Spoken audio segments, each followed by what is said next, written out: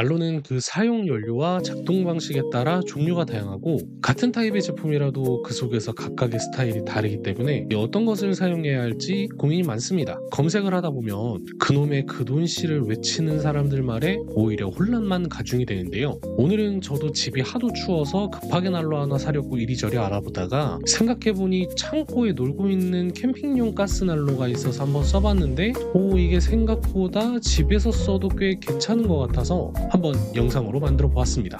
제가 집에서 캠핑용 가스난로를 사용하면서 좀 괜찮다라고 생각한 이유의 상당 부분 이상은 여기에 사용이 되는 이 연료 때문인데요. 고작 요 값싼 부탄가스 한 통으로 일정 기간을 따뜻하게 보낼 수 있다는 데에서 굉장히 끌리게 됐습니다. 저는 이런 저렴한 유지비가 굉장한 장점이라고 판단을 했는데요. 그 이유를 설명해 드리기 위해 난로의 종류와 그 특징에 대해서 간단히 정리하고 넘어가야 되겠습니다. 난로의 종류를 나누는 데 있어서 먼저 선택해야 하는 것이 연료의 종류인데요. 저는 집에서 사용할 용도에 중점을 두고 설명하는 것이니 일단 직접적으로 불을 사용하는 화목난로는 배제를 하고 말씀을 드리겠습니다. 등유를 사용하는 난로 중 대표적으로 페니터와 대류식 난로가 있는데요. 주로 캠핑장에서 많이 사용이 되고 있지만 집에서도 사용하시는 분들이 상당히 많습니다. 이 두 제품 다 동계 캠핑의 메인 난방템이기 때문에 매우 따뜻합니다. 이 30평대 사무실에서 서브용으로 사용을 했었는데요. 서브용 치고는 굉장히 따뜻하고 좋았지만 문제는 실수로 툭 건드려서 이 불씨가 움직일 때나 아니면 켜고 끌 때 실내에 연기나 등유 냄새가 많이 퍼져서 머리가 아프다는 단점이 있었고 몇 해 전만 해도 등유 가격이 리터당 한 900원대였던 것 같은데 지금은 1600원까지 올라가는 걸 봤습니다. 캠핑 가서 한두 번 사용할 때야 그러려니 하고 썼지만 매일 사용할 때는 조금 부담스럽더라고요. 반면에 전기를 사용하는 석영관 난로나 이 전기 페니터는 실내에서 사용하기에는 최적화된 제품으로 기름 냄새가 안 나고 이동성은 두말하면 잔소리인데 이 문제는 대부분의 발열량이 좋은 제품은 소비 전력이 2000W 이상 사용을 해서 따뜻함에 잠깐 놓은 정신줄 다시 부여잡고 보면 이번 달 전기세가 20만 원이 훌쩍 넘는 기적을 보실 수가 있습니다. 다른 사람들은 그 정도로 안 나온다고들 얘기를 들으셨을 텐데 그게 각 가정마다 이 월 총 소비 전력이 다르기 때문에 같은 제품을 사용을 했더라도 월 총 소비 전력량이 많은 가정은 누진세가 붙어서 더 많이 나오고 적은 가정은 그만큼 적게 나올 겁니다. 1구간인 200kWh 이하 사용자와 2구간인 201에서 400kWh 사용자의 단가가 거의 2배의 차이가 납니다. 때문에 전기난로 사용 시 항상 이 월 총 소비 전력을 생각을 해서 사용량을 신경 써야 하는 애로사항이 있는 거죠. 그런데 가스히터 같은 경우에는 약 1100원짜리 부탄가스 한 통으로 2시간 반에서 5시간까지 사용이 가능하기 때문에 전기세 많이 나올까봐 조마조마하면서 쓸 필요가 없고요. 연기 냄새, 기름 냄새 걱정도 없습니다. 발열량은 1200칼로리 정도 하는데 이게 어느 정도인지 가늠이 안 가실 텐데요. 제품마다 다르겠지만 1000W짜리 전기난로 기준 800칼로리에서 1100칼로리의 발열량을 보여주고 있는데요. 가스난로는 이와 비슷하거나 조금 더 높은 발열량을 보여주고 있습니다. 전기난로와 등유난로의 아쉬운 점을 적절하게 보완한 아이템이라고 생각이 들어요.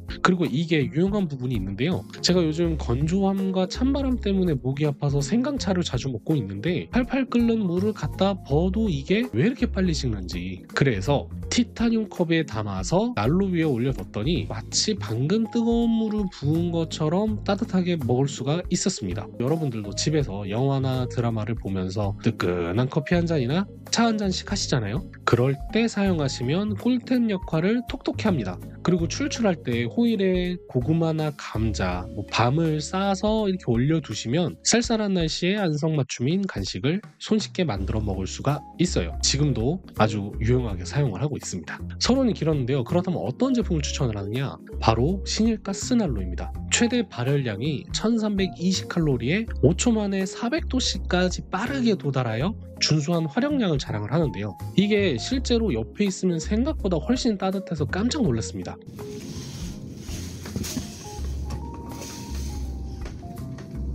제가 1250칼로리짜리 파세코 제품도 같이 사용을 하고 있는데 고작 70칼로리 차이인데 체감하는 따뜻함은 그 이상이었습니다. 무게는 2kg의 가벼운 무게로 손쉽게 이동이 가능하고요. 강한 바람에도 꺼지지 않게 듀얼 윈드 브레이커가 장착이 되어 있습니다.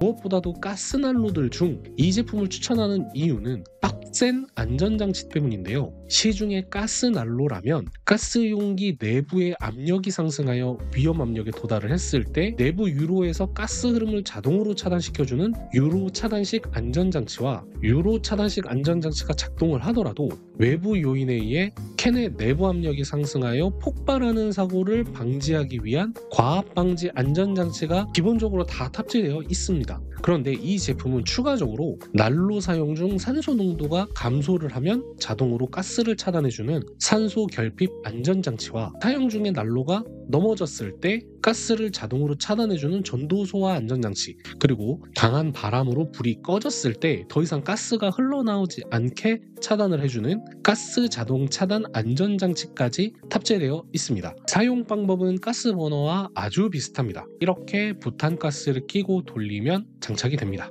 그리고 앞쪽의 점화 버튼을 살짝 누르고 끝까지 돌리면 켜지고요. 이제 원하는 세기에 맞추어서 사용을 하시면 됩니다. 그리고 또 하나의 가성비 제품을 추천을 해드리는데요. 최대 발열량이 무려 1430칼로리를 가지고 있는 인더스 가스난로입니다. 높은 발열량만큼 직접 느껴본 바로는 상당히 따뜻했습니다.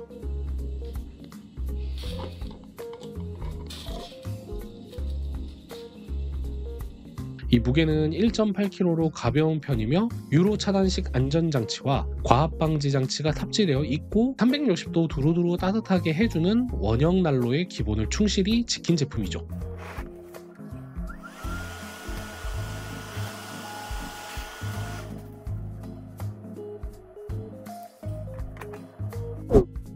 첫 번째는 극동계에는 야외에서 단독으로 사용하기에는 무리가 있다는 점입니다.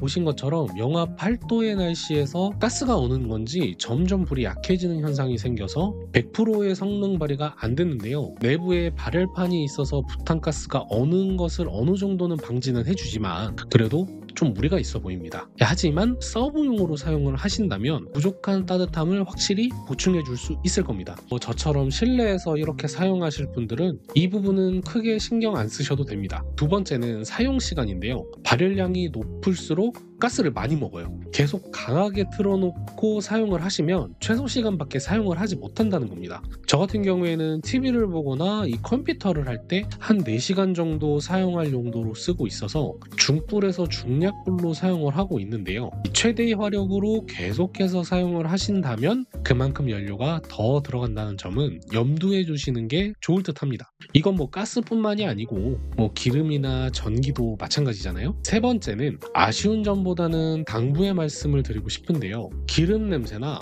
연기가 안 난다고는 하지만 어쨌든 연료를 태우는 연소 과정을 거쳐서 발열을 하기 때문에 일산화탄소로부터는 자유로울 수가 없습니다. 원룸이나 밀폐된 창고에서 사용하시는 분들은 꼭 주기적으로 환기에 신경을 써주시길 바랍니다. 이건 연료를 연소시키는 난로를 사용하시는 모든 분들께 해당이 되는 얘기니까 꼭 기억을 해주세요. 그리고 얼마 안 하니까 추가로 일산화탄소 경보기를 구비해 두신다면 더욱 좋겠죠. 오늘은 난방비로 걱정이 되시는 분들께 작게나마 대안이 될 수도 있는 가스난로를 소개를 시켜드렸는데요. 저는 매우 유용하게 사용을 하고 있지만 도움이 되시는 분들도 있겠고 뭐 그렇지 않은 분들도 계실 겁니다. 이는 지극히 개인적인 견해니까 참고만 해주시고요. 추운 날씨에 감기 조심하시고 다음에 뵙겠습니다.